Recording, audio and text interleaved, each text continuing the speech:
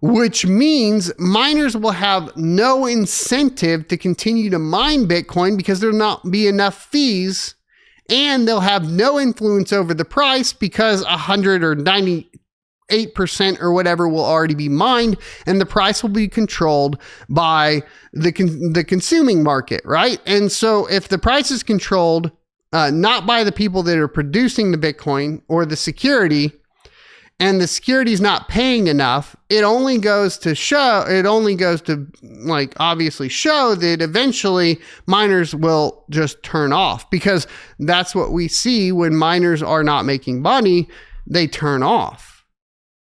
Now the difficulty will adjust back down, and that'll be fine. And we have till 2140 before that full realization happens. But by 2035, we'll probably understand the effects of this, right? Yeah, and like chat says, like a big problem, like a big impact is the ETFs, which is just paper trading of the Bitcoin. The Bitcoin never has to move on the blockchain, so no fees are generated. I talked about this on Twitter the other day too, because this was brought up in some old Bitcoin forums. I need to go find them again. It's like I'm running all off of memory on this, but it was brought up, like, what if the government or corporations do buy all the Bitcoin and just hold it, which is effectively what like a BlackRock ETF is doing, right? BlackRock holds all of it. It's not moving. So what happens to the price of Bitcoin? What happens to Bitcoin when that happens? Well, at the end of the day, Bitcoin was designed to be a currency. And if it's not being utilized, then you reduce the demand, right? Because there ends up being a point where the intrinsic value disappears because the energy consumption is not worth it and people turn off. And therefore, the value of Bitcoin, which is based off of the energy cost to produce the Bitcoin, is removed by the fact that people aren't using it, right? Like, it gets to the point to where Bitcoin has to generate its value from its use, because its value is directly tied to the energy cost to produce. So if everybody holds all their Bitcoin and never spends it like retards, which is what they're doing, then the price of Bitcoin will be suppressed further and further, because the value of Bitcoin is based off of its actual use, because the value is derived from the energy to produce the transactions on the network, which is like a crazy revelation that I think we haven't gotten to, and I think we're starting to see the beginnings of that happening now. And this idea that you're just going to buy it and everybody's going to hoard it and hold it is the actual idea that will decrease the valuation of the asset itself. You see what I'm saying? Because the original argument, the anti-Bitcoin argument, is that it has no intrinsic value. The argument against that is that the intrinsic value is derived from the energy cost to produce. But if there's not any energy cost to produce or to secure the network, because it's not needed, because there's no transactions on the network, because everybody's buying and holding and never selling it, then the thing that gives the intrinsic value to the Bitcoin disappears, which means then the value decreases for the asset itself. And sorry for saying the R word. I was getting a little passionate. You guys know I get out of control a little bit. It is what it is. I'm not sorry, actually. I'm not sorry at all. But hopefully that theory makes a little bit of sense, because I've been thinking about it a ton lately. Anyways, let's see what they say, because I completely disagree with one. I disagree with the comparison to gold. Now for different, like, I agree from the fact that they're not equal or the same thing. I disagree on the reasons why, right? I don't agree on this idea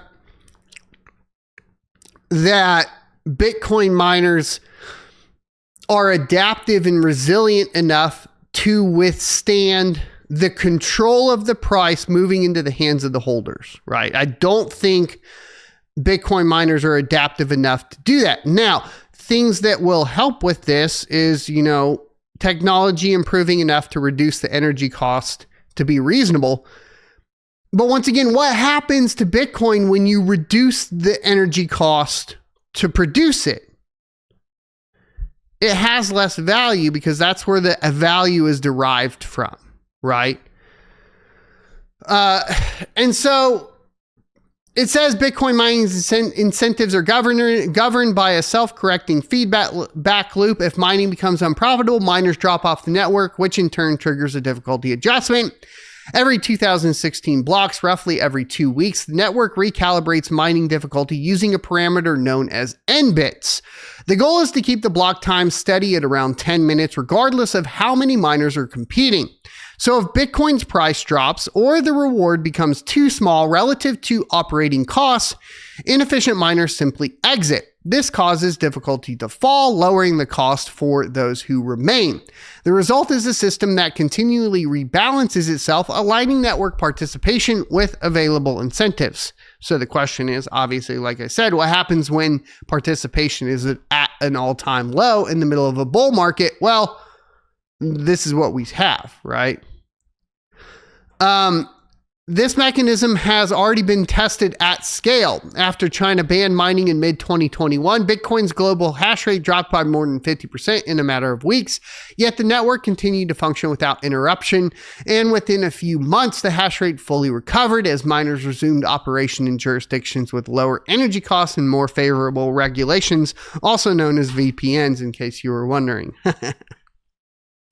Critically, the idea that lower rewards will inherently threaten network security overlooks how mining is tied to profit margins, not nominal Bitcoin amounts. As long as the market price supports the cost of hash power, even at 0.78125 Bitcoin per block post 2028 halving or lower, miners will continue to secure the network. Yeah, the question is will that market, my argument, because this is what they're missing, my argument is, the market price will not be controlled by the producers of the Bitcoin. The market price, because we're past that 90% mark, becomes controlled by the people that hold the Bitcoin, right?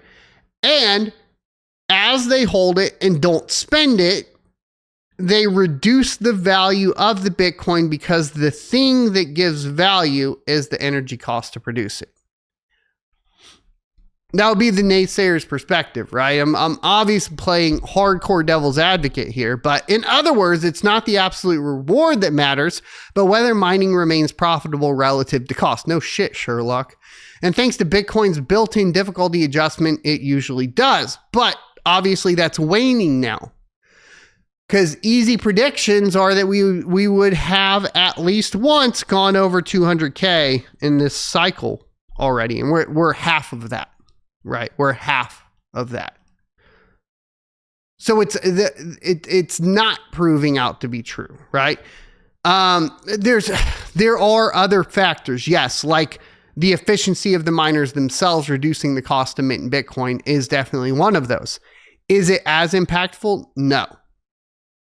So even a century from now, when the block reward approaches zero, the network will likely still be protected by whatever combination of fees, base incentives, and infrastructure efficiency exists at the time. But that's a distant concern. In the meantime, the current system, hash rate adjusts, difficulty rebalances, miners adapt, and remains one of the most robust elements of Bitcoin's design. So the future of Bitcoin mining is energy consumption. I would agree with that base statement in the title. It's a common misconception that rising Bitcoin prices will drive endless energy use. In reality, mining is constrained by profitability, not price alone. Yes, it is a multifaceted thing, right? So they go on to say, as block rewards shrink, miners are pushed towards thinner margins, and that means chasing the cheapest, cleanest energy available. Not always the cleanest, okay? Like, we have to be honest about that. Chinese miners are not chasing the cleanest energy available. Okay. Like clean energy where incentives are aligned. I think a caveat is extremely important here. Like, let's not be delusional and be like, it's always clean energy for Bitcoin mine. No, that's not true. It's always cheap energy. Yes, that's true. So since China's 2021 mining ban, hash rate has migrated to regions like North America and Northern Europe, where operators tap into surplus hydro, wind, and underutilized grid energy. According to the Cambridge Center for Alternative Finance, between 52% and 59% of Bitcoin mining now runs on renewables or low emission sources. Regulations are reinforcing this trend, with several jurisdiction offerings incentives for clean powered mining. And that's why I'm saying, like, obviously regulations that are offering incentives for clean powered mining is good. I don't like that they're penalizing fossil fuel operations. I don't know where that's happening at completely. Like I said, China's a great example of, like, they're chasing coal right now, right? Moreover, the idea that higher Bitcoin prices will always mean higher energy use misses how Bitcoin self-regulates. More miners raise difficulty, which compresses margins, capping energy expansion. Renewable-based mining brings its own challenges, but the dystopian future of endlessly expanding fossil fuel hash power is increasingly unlikely. I think so here's where I would agree. I would say I think that I hear a lot more the trend of I'm building solar panels to mine with at the house. But that's not happening at scale, right? So that happens in the GPU mining space, etc. But,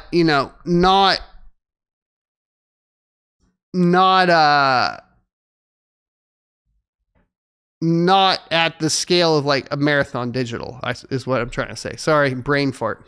I hope you enjoyed this clip from the Crypto Mining Show. If you would like to see more from this particular episode, take a look up here. Don't forget to also subscribe to the channel. And if you want to support me directly, you can go to sonofatech.locals.com and become a member. Thanks for watching, and I will see you next Tuesday.